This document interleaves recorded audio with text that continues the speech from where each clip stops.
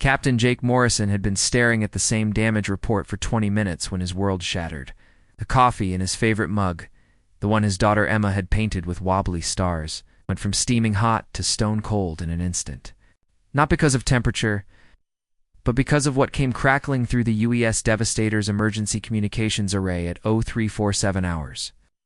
On what should have been just another routine patrol. Static, then a voice broken, desperate, barely human. Any more? Asterisk, day 90-4? ... They're coming back tonight, my daughter. Please God, someone help us. Asterisk Morrison's hands trembled as he reached for the volume control. You know that feeling when you're watching a horror movie and you want the character to just run away? That's exactly what every fiber in Morrison's being was screaming. But he was a Navy captain, and Navy captains don't run from anything specially. Not from voices that sound like dying prayers. The bridge of the Devastator fell silent. Not the comfortable quiet of a night watch, but the suffocating silence that comes when death walks through the door uninvited. Lieutenant Commander Sarah Wells, who'd been reviewing supply manifests, dropped her tablet. It clattered to the deck. Like broken bones? Madison Colony. 8,000 American civilians who'd vanished into the cosmic dark 3 months ago? 8,000 people who'd gone to sleep one night dreaming of new worlds and simply stopped existing. The official reports called it communications failure, due to unknown technical malfunction. Bureaucratic speak, for we have no idea what the hell happened, but we're too scared to admit it. Morrison felt his chest tighten. His own daughter was 7 years old, same age as hundreds of kids on Madison Colony. Right now, she was probably fast asleep in their quarters on Luna Station, clutching that ridiculous purple dinosaur she insisted on taking everywhere. Safe, protected, everything. Those Madison Colony children weren't. Sir, Communications Officer Lisa Park whispered, her voice barely audible over the hum of the ship's systems. Her face had gone pale as lunar dust. The signal's weak, but there are children crying in the background, and there it was. The sound that would haunt Morrison's dreams for years to come. Faint, like an echo from hell itself. But unmistakable. The terrified sobs of children who'd learned that monsters were real and nobody was coming to save them. Morrison's blood turned to ice water in his veins. You want to know what real fear looks like? It's not the screaming panic you see in movies. It's the cold, crystalline clarity that comes when you realize that somewhere in the universe, children are dying while you sit in your comfortable captain's chair drinking coffee. The transmission crackled again. Asterisk, they took my wife. Took my boy. ... If anyone can hear this. Madison Colony, Sector 7. They harvest us at night. ... Please ... Asterisk harvest. The word hung in the recycled air like a curse. Morrison had seen a lot of things in his 20-year Navy career. Pirate raids, alien first contacts gone wrong, even that horrific business with the Centauri separatists. But this sounded like something from humanity's darkest nightmares made manifest. Get me a trace on that signal, Morrison ordered, his voice steady despite the storm raging in his chest. And patch me through to Admiral Hayes. Priority 1. Lisa's fingers flew over her console. Signals heavily degraded, sir. Multiple relay. Bounces. But ... Jesus Christ. It's definitely coming from Madison Colony's coordinates. The bridge crew exchanged glances. They all knew what this meant. Somewhere out there, Americans were alive, hiding, praying for rescue while something hunted them in the dark. And for 3 months, the universe had simply moved on, assuming they were all dead. Ever wonder what separates humans from other species? It's not our technology or our weapons or even our famous stubborn streak. It's what happens when we find out our family is in danger. Other species might calculate odds, weigh options, form committees. Humans, we grab the biggest stick we can find and start swinging. The transmission cut to static, but the echo of those dying voices clung to the bridge like smoke. Morrison's fists clenched until his knuckles went white. He'd felt this rage before. The Titan massacre. when enemy forces had targeted civilian evacuation ships. It was the kind of fury that had once reduced entire enemy fleets to expanding clouds of superheated plasma. "Sir," came the voice of his tactical officer, Lieutenant Tom Rodriguez.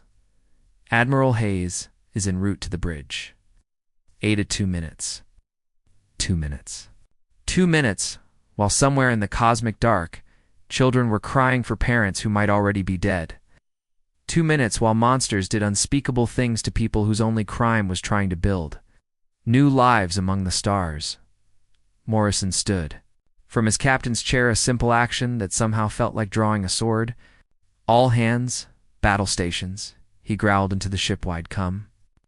His voice carried the weight of 20 years fighting humanity's wars. And every soul on that ship heard the promise of violence in those 4 words.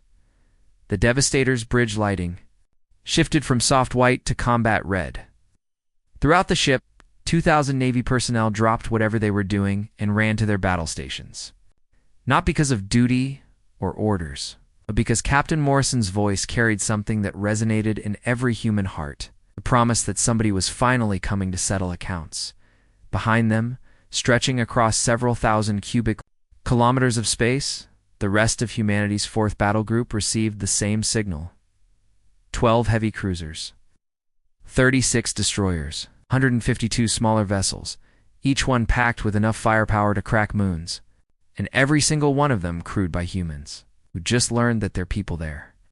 Family had been screaming for help for 94 days, but here's the thing about humans that most alien species never quite grasp until it's too late. We don't just have weapons. We have something far more dangerous than plasma cannons or quantum torpedoes. We have memory. We remember our dead. We remember our lost. And we never, ever forgive those who harm our children. The weapon systems that hadn't seen combat in 18 months began powering up with a harmonious hum that sounded suspiciously like death clearing its throat. In the depths of space, something had made the fatal mistake of touching American families. They were about to learn why that was the last mistake most species ever made. Admiral Marcus Hayes had seen enough death to fill several lifetimes. But nothing, absolutely nothing, had prepared him for what the tactical display was showing him now. Standing in the command center of the UES Nemesis, surrounded by holographic projections that painted a picture straight from humanity's worst nightmares. Hayes felt something cold and ancient awakening in his chest. Something that civilized men usually kept buried deep. The orbital space around Madison Colony looked like a scene from Hell's own shipyard. 17 alien vessels hung in the darkness like metallic vultures, their hulls gleaming with an oily iridescence that hurt to look at directly. These weren't the sleek, elegant ships of the peaceful species humanity had encountered over the past century. These were ugly, functional things built for one purpose, and one purpose only: harvesting. Species. Designation. Hayes asked, his voice carrying the weight of 1,000 buried worlds and twice as many broken promises to families who'd never see their loved ones again. Commander. Beth Rodriguez, a woman who'd earned her stars fighting pirates in the outer rim, stood ramrod straight beside the tactical console. Her face was pale, but her voice remained steady. You have to admire that kind of professionalism, even when she was about to deliver news that would make strong men weep. "Unknown, sir," she reported, fingers dancing across her control interface. "Initial scans suggest they're silicon-based, roughly 3 times human mass, with multiple sensory appendages. But Admiral ... She paused, and Hayes could see her struggling with something that was making even this combat veteran's hands shake. "Spit it out, Commander. They're harvesting our people like livestock. Intelligence analysis of their ship configurations suggests this isn't their first rodeo. We've identified similar energy signatures at 17 other colony sites across this sector alone." Hayes felt his jaw tighten until the tendons in his neck stood out like steel cables under stress. You know that feeling when you get really truly angry? Not annoyed or frustrated, but that deep, primal rage that makes your vision go sharp and your thinking crystal clear. That's what was happening to Admiral Hayes right now, multiplied by the responsibility for 8 million Navy personnel and the knowledge that American children were dying while he stood here asking questions. 3 months. His people had been screaming for help for 94 days while these monsters methodically processed them like cattle in a slaughterhouse. 3 months while bureaucrats on Earth debated response protocols and alien rights advocates worried about proportional response. Well, Hayes thought grimly.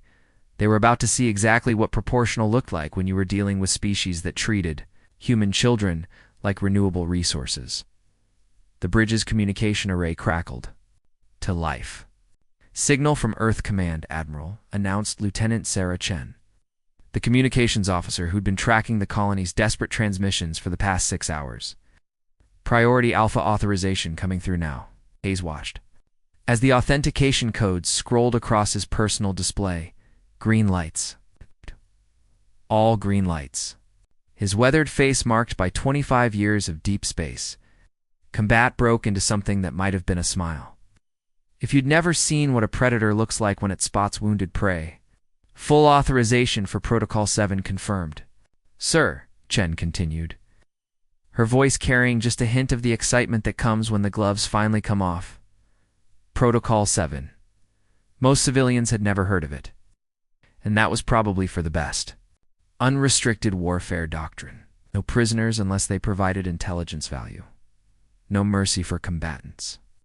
No survivors if they posed any future threat to human interests.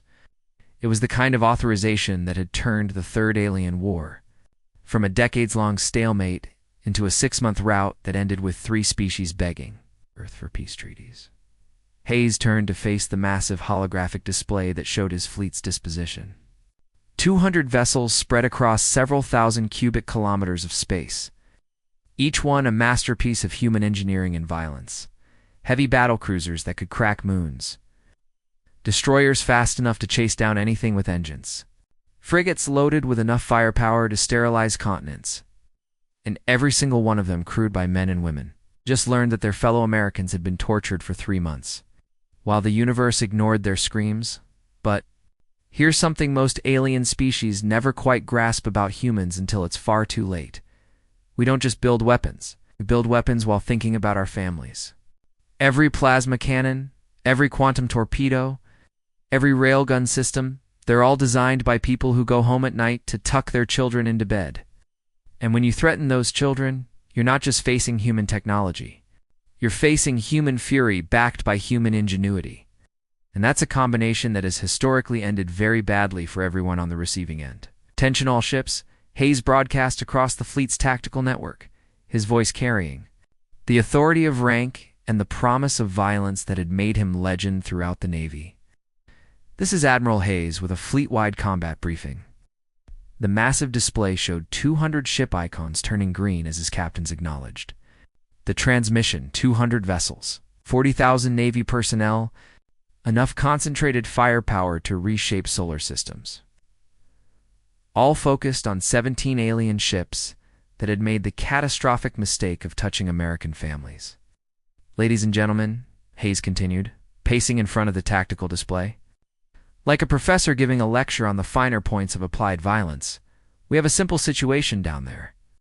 Unknown hostiles have spent the last 3 months systematically harvesting American civilians. They've been processing our people like livestock while we assumed equipment failure. He paused, letting that sink in. Throughout the fleet, 40,000 human beings were processing the same information, feeling the same cold rage building in their chests.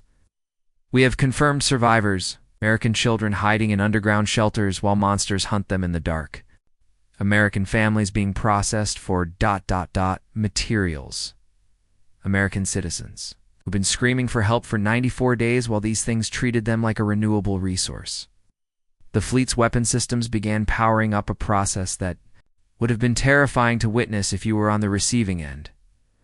Plasma conduits charging, railgun capacitors building energy, torpedo tubes loading warheads that could vaporize city blocks, the harmonious hum of human war machinery warming, up for symphony of destruction.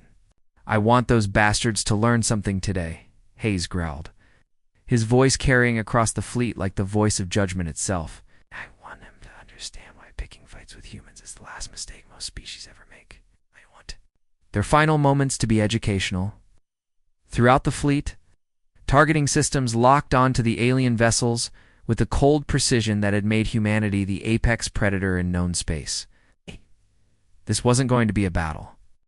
This was going to be a demonstration of what happened when you made the fatal error of assuming human kindness meant human weakness. The countdown began, somewhere in the darkness between stars. 17 alien ships were about to receive a very expensive education in human nature. Harvester Prime Warlord Kethfer had been alive for 317 standard cycles. And in all that time, he'd never encountered a species that couldn't be broken. Standing in the biosynthesis chamber of his flagship, a vessel that reeked of organic decay and industrial processing, he surveyed his latest conquest with the satisfaction of a farmer admiring a particularly fertile field.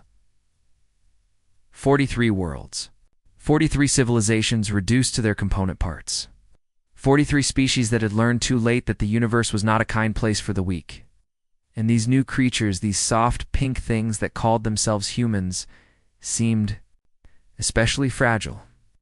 Perfect candidates for what his people called deep harvesting. You know what's truly terrifying about apex predators? They often don't recognize other apex predators until it's far too late. Kethfer was about to learn this lesson in the most expensive way possible. Status on the breeding stock, he growled through his neural translator, the sound emerging as a wet, chittering noise that would have given human children nightmares for years. His massive form 3 meters tall and covered in chitinous plates that gleamed like black oil dominated the chamber, filled with processing equipment that looked suspiciously like medieval torture devices redesigned by engineers with no sense of mercy. His subordinate is a smaller creature whose name roughly translated to Harvester of Screams, consulted the organic data display that pulsed with bioluminescent readouts. 300 breeding pairs secured in Sublevel 7, Prime Warlord. The females are particularly productive when separated from their offspring. Their neural chemistry becomes remarkably complex under stress. One, equipped with sensory organs that could taste fear from across a room, writhed with pleasure. This was what separated his species from the crude raiders and pirates that infested the outer systems. They didn't just kill and plunder. They refined suffering into art, processed terror into sustenance. The humans' children in particular produced brain chemistry compounds that were absolutely exquisite when properly extracted. And the offspring, Kethfer asked, already knowing the answer would please him. Exceptional quality, Prime Warlord. Their developing neural networks produce fear compounds that are remarkably potent. The younger specimens, especially those between ages 5 and 10, generate stress hormones that are 70% more concentrated than adult samples. Fear, you see, made everything taste better to Kethfer species. They'd built an entire civilization around the harvesting and processing of terror, turning the screams of dying worlds into the fuel that powered their expansion across the galaxy. And humans, with their complex emotional structures and deep family bonds, provided the richest harvest they'd encountered in centuries. The irony, of course, is that Kethfer had never encountered a species whose protective instincts were as highly developed as their capacity for fear. He was about to learn why that combination had made humans the most dangerous predators in known space. The proximity alarms shattered his satisfaction like glass breaking in a cathedral. The harmonious hum of his ship's bioprocessors was suddenly overwhelmed by the harsh electronic shriek that meant only one thing: incoming vessels, lots of them, and moving fast. Unknown vessels emerging from hyperspace, Warlord? His sensor operator screamed, his voice carrying the high-pitched panic that came when predators suddenly realized they might be the prey. Kethfer S. ranged in clusters around, his head like black pearls focused on the tactical display with the lazy confidence of a creature that had never faced serious opposition. After all, what could possibly threaten a harvesting fleet that had successfully processed 43 worlds? Space began to twist open like wounded flesh, reality itself seeming to bleed as the fabric of the universe tore apart. What emerged from those hyperspace rifts made even Kethfer's ancient heart skip several beats. Ships, dozens of them. Then hundreds. Angular, brutal things that looked like they'd been forged in the fires of hell itself, and designed by creatures who'd spent millennia perfecting the art of killing. These weren't the sleek, artistic vessels of the peaceful species his fleet usually encountered. These were weapons. Pure, undiluted instruments of destruction that seemed to absorb light rather than reflect it. Each one bristled with enough firepower to crack planets, and they moved with the deadly precision of a pack of wolves surrounding wounded prey. But here's the thing about humans that most alien species never quite understand until it's too late. We don't build pretty ships, we build ships that work.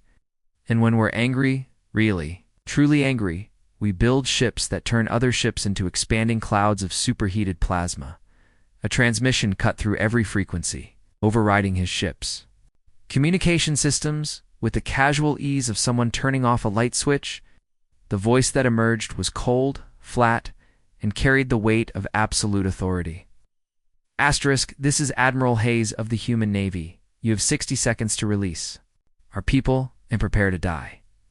This is not a negotiation. Asterisk, Kethfer's tentacles stopped writhing.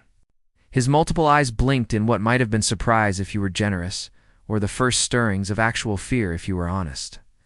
In 300 years of conquest, no species had ever spoken to him like that. Most civilizations tried.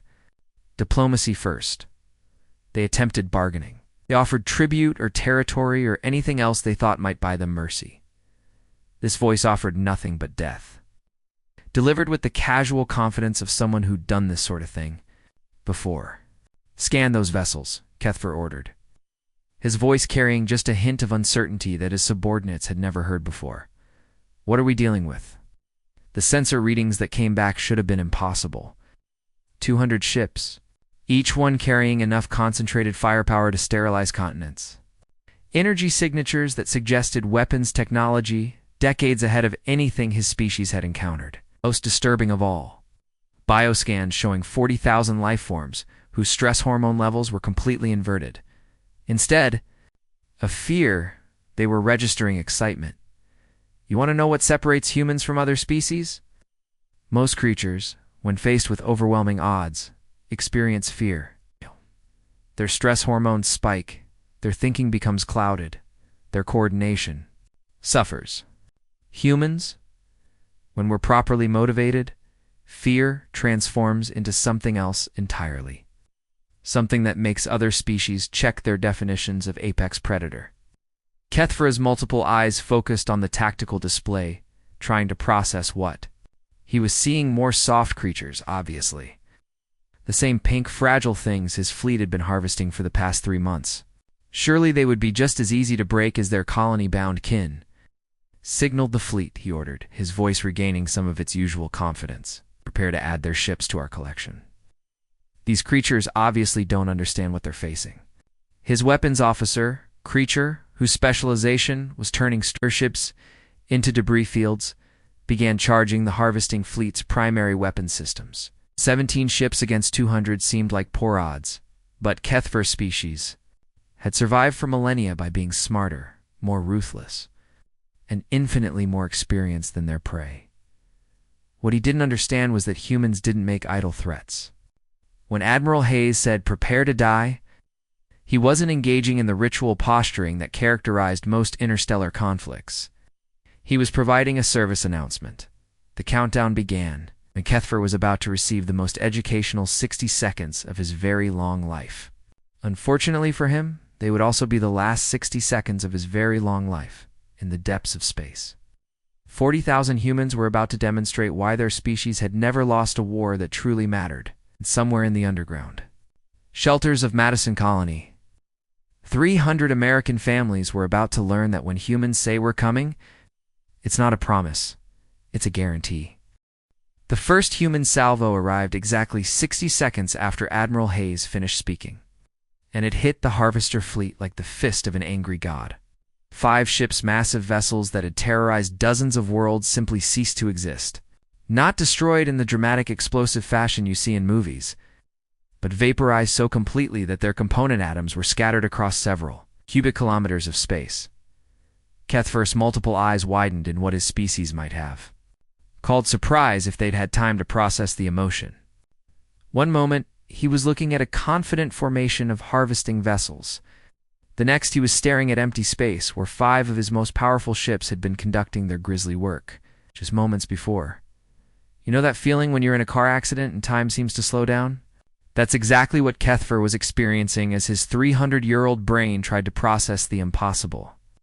His species had conquered 43 worlds using these same ships. They were unstoppable. They were inevitable. They were the second salvo came 3 seconds later. Humans, apparently, had learned something that most alien species never quite grasped. Overkill wasn't just acceptable. It was a feature, not a bug. Why destroy an enemy with minimum force when you could demonstrate the futility of resistance with maximum prejudice? 7 more harvester ships joined their predecessors in the afterlife. Their hulls turned to expanding clouds of superheated gas that painted space in colors that had no names. Boarding parties away. Commander Beth Rodriguez shouted over the thunder of railgun fire that was shaking the UES Nemesis like a leaf in a hurricane. Her voice cut through the battle din with the precision of someone who'd spent 20 years turning space combat into an art form. Throughout the human fleet, assault shuttles launched from bay doors that opened like the mouths of hungry predators. These weren't the slow, careful boarding actions you might expect from a civilized species trying to minimize casualties. These were lightning-fast strikes designed to secure survivors, before their captors could eliminate the evidence of their crimes. Admiral Hayes stood before the tactical display like a conductor orchestrating a symphony of destruction, watching as his ships carved through the alien formation with the methodical precision of chainsaws through paper. The Harvester fleet, which had terrorized this sector for months, was scattering like roaches when someone turns on the lights. Their confident formation was dissolving into panicked flight as captains who'd never faced serious resistance suddenly found themselves surrounded by predators who'd been perfecting the art of war for millennia. But here's the thing about humans that makes us truly dangerous.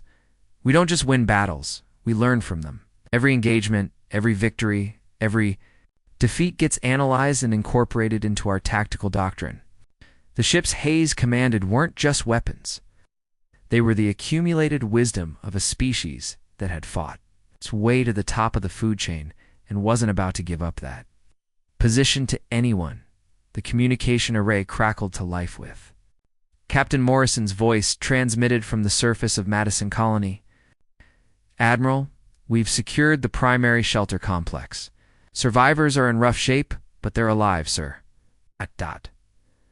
Morrison's voice carried a weight that made Hayes' blood run cold.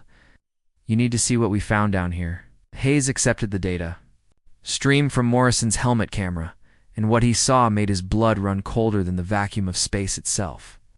Processing facilities that looked like something from humanity's darkest nightmares. Extraction chambers where living beings were systematically reduced to their component parts. Holding pens, actual pens, it's like livestock facilities, full of humans being prepared for what could only be described as harvest. Children. There were children in those pens. American children who should have been playing with toys and learning to read, instead cowering in corners while monsters decided which of them would be processed next. How many worlds? Hayes asked, through teeth clenched so tightly his jaw ached. His hands gripped the command console until his knuckles went white, and throughout the bridge, his officers could feel the rage radiating from their commander like heat from a fusion reactor. Morrison's voice came back heavy with the weight of terrible knowledge. Intelligence analysis of their computer systems suggests over 60 confirmed targets, Admiral. We're talking about billions of sentience processed for food and materials. This isn't raiding, sir. This is industrial-scale genocide with a profit motive. 60 worlds. Billions of lives reduced to raw materials by creatures who treated suffering like a renewable resource. Hayes felt something crack inside his chest, not physically, but spiritually. The part of him that still believed the universe might be a fundamentally decent place simply broke and died. Through the hull of his ship, he could hear the distinctive shriek of human plasma cannon sounds that had once made entire star systems surrender without firing a shot. But these weren't surrender negotiations. This was extermination duty, and every human in the fleet understood exactly what that meant. Ever wonder why humans are so good at war? It's not because we're naturally violent, most of us would rather be at home with our families, grilling burgers and watching football. It's because when someone threatens what we love, we don't just fight back. We make sure they can never threaten anyone again. We turn warfare into education, and the lesson we teach is permanent. Signal the fleet, Hayes commanded, his voice carrying the cold authority of a man who just made a decision that would echo through history. Phase 2 is now active. We're not just rescuing our people anymore. We're teaching these monsters why humans are the apex predators in this galaxy. Throughout the 200-ship armada, weapon systems that had been holding back suddenly unleashed their full fury. The remaining harvester vessels found themselves surrounded by wolves who'd learned to hunt among the stars. And the education they were about to receive was going to be brief, violent, and absolutely permanent. But Hayes wasn't just thinking about the ships in front of him. His mind was already reaching out across space, calculating trajectories and fleet movements. 60 worlds, billions of murdered innocents, an entire species that had built their civilization on industrial-scale suffering. The tactical display, updated with new information streaming in from intelligence analysis of captured harvester data cores, fleet positions, supply lines, homeworld coordinates. A complete picture of a galactic horror show that had been operating in the shadows while civilized species went about their daily lives. Communications, Hayes called out, his voice carrying the finality of a judge pronouncing sentence. Prepare a message for transmission to Earth Command. Full priority. Tell them we've discovered a genocidal species with 60 confirmed victim worlds. And we're requesting immediate authorization. For total war protocols, his communications officer looked up with eyes that reflected the same cold fury burning in every human heart. Sir, should I mention that we're not actually waiting for authorization? Hayes allowed himself a predator's smile. No need, Lieutenant. By the time this message reaches Earth, the educational phase will be complete. In the space around Madison Colony, the last harvester ship exploded in a brilliant flash that briefly outshone the local star, somewhere in the depths of space. At coordinates now burned into human military computers, an entire species was about to learn what happened when you made the fatal mistake of treating human children like livestock. The real war was just beginning. 8 hours after the first human salvo had turned the harvester fleet into expanding clouds of superheated plasma, Madison Colony was finally free. The silence that had replaced the screaming of weapons fire was almost as deafening as the battle itself. Captain Jake Morrison stood in what had once been the colony's main plaza, now converted into a makeshift medical facility, where Navy corpsmen worked frantically to treat survivors who'd spent 3 months living like hunted animals. The numbers were sobering. 8,000 colonists had called Madison Colony home. 312 had survived. The math was simple, brutal, and absolutely unforgivable. Morrison made his way through the medical tents, his boots crunching on debris that had once been someone's home, someone's dreams of a new life among the stars. The survivors, those who weren't too traumatized to speak, were telling stories that would haunt seasoned combat veterans for years to come. Stories of neighbors disappearing in the night. Stories of children being selected for processing, based on criteria that defied human comprehension. But here's the thing about humans that makes us different from most species. We don't just survive trauma, we transform it. Every story of horror these survivors shared was being recorded, analyzed, and fed into tactical computers that would ensure the Harvester's remaining fleets learned exactly what it meant to prey on. American Families. Morrison found her in the corner of Medical Tent 7, 10-year-old girl named Emma, clutching a torn teddy bear that had probably been her constant companion through 3 months of absolute hell. Her eyes held trauma that would take years to heal, but also something else that made Morrison's chest tighten with pride. Defiance. The same stubborn refusal to break that had kept her alive when monsters prowled the corridors above her hiding place.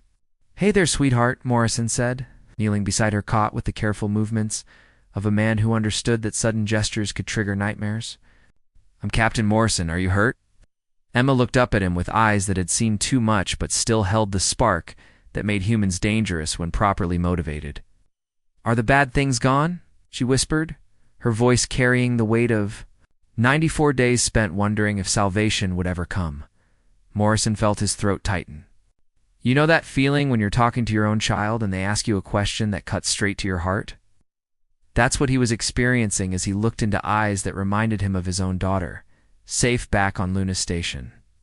Yes, sweetheart, they're all gone. Forever. And there it was. The question that separated children from politicians. Adults might worry about treaties and diplomatic consequences and the complex mathematics of interstellar warfare.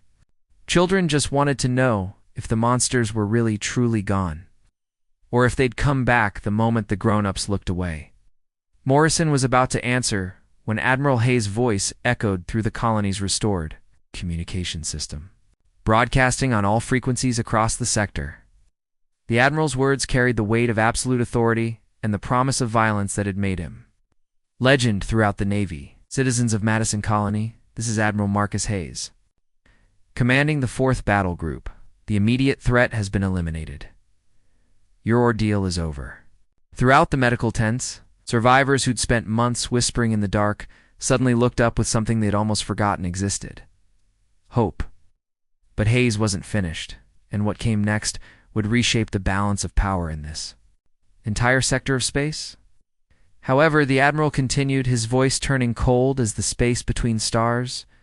We have discovered that these creatures have been systematically harvesting sentient life across this region for decades. 60 worlds. Billions of innocent beings processed like livestock while the galaxy looked the other way. Morrison watched Emma's grip tighten on her teddy bear. Even at 10 years old, she understood what those words meant. Her family, her friends, her entire world, they weren't the first victims. They were just the latest in a catalog of horrors that stretched across dozens of star systems. Hayes' voice turned to steel, and Morrison could picture the Admiral standing on his bridge like an avenging angel pronouncing judgment on the wicked. As of this moment, the human Navy is declaring a crusade. It's not a police action, not a peacekeeping mission, a crusade.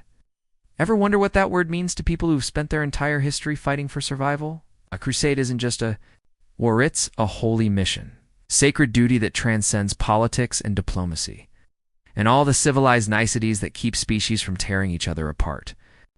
When humans declare a crusade, we're not just fighting for victory, we're fighting for the soul of civilization itself. We will hunt down every harvester nest, Hayes continued, his words carrying across space to reach every inhabited world within 100 light-years. We will free every survivor. We will ensure that no species, anywhere in known space, ever again mistakes human compassion for human weakness. The transmission paused, and Morrison could feel the collective intake of breath from billions of beings across the sector. Then Hayes delivered the words that would be remembered long after the stars themselves burned out. Humanity remembers its children. And anyone who harms what we love learns why we are the most dangerous species in the known universe. Morrison looked down at Emma, who had finally fallen asleep clutching her bear. Breathing was steady now, peaceful in a way that spoke of children who understood on some primal level that the adults were finally taking care of business. Outside the medical tent's transparent walls, he could see human dreadnoughts preparing for hyperspace jumps, their hulls gleaming with the promise of educational experiences for creatures who'd made the fatal mistake of touching American children. But here's what made this moment truly terrifying for anyone listening to Hayes. Transmission. This wasn't empty posturing or political theater. Human history was littered with the remains of civilizations that had underestimated what happened when you threatened our families. We'd turned entire star systems into memorial gardens for species that had learned too late why picking fights with humans was invariably a terminal condition. The tactical displays throughout the fleet were already showing hyperspace coordinates for harvester worlds, supply depots, and breeding facilities. Intelligence officers were analyzing captured data cores to build target lists that would keep the Navy busy for months. And in the depths of space, 40,000 human warriors were preparing to carry fire and death to monsters who'd built their entire civilization on the systematic torture of children. Morrison gently adjusted Emma's blanket and stood up, his joints protesting after hours of helping with survivor recovery. Through the colony's restored viewports, he could see the first wave of human ships disappearing into hyperspace, carrying retribution to creatures who'd spent centuries believing they were the apex predators in this sector. They were about to learn why that belief was both incorrect and fatal. The galaxy was about to remember why humans had never lost a war that truly mattered. And somewhere in the darkness between stars, an entire species was about to receive the most expensive education in the known universe. The lesson plan was simple. You don't touch human children and live to tell about it. Class was now in session. The end.